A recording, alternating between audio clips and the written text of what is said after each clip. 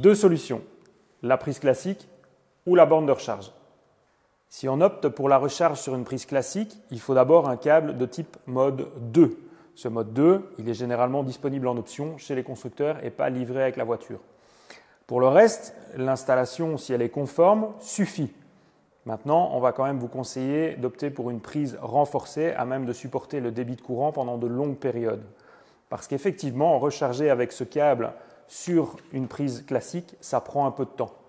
La puissance dépend vraiment de votre réseau, mais si vous avez 2,3 kW par exemple, imaginons que vous ayez une batterie de 100 kWh à recharger, vous êtes parti pour 2 jours. 2 jours, c'est long.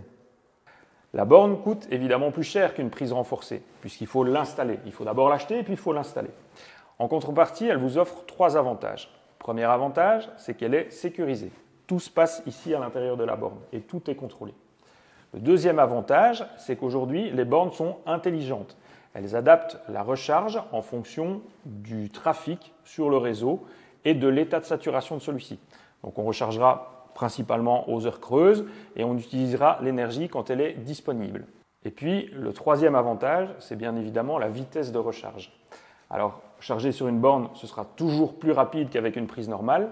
Plus rapide de combien, c'est difficile à dire, ça dépend un peu du réseau dont vous disposez. Ce qu'on sait, c'est qu'aujourd'hui, les bornes les plus rapides peuvent charger jusqu'à 11 kW. 11 kW, c'est quand même 4 fois plus vite qu'avec une prise classique, ce qui est quand même pas mal.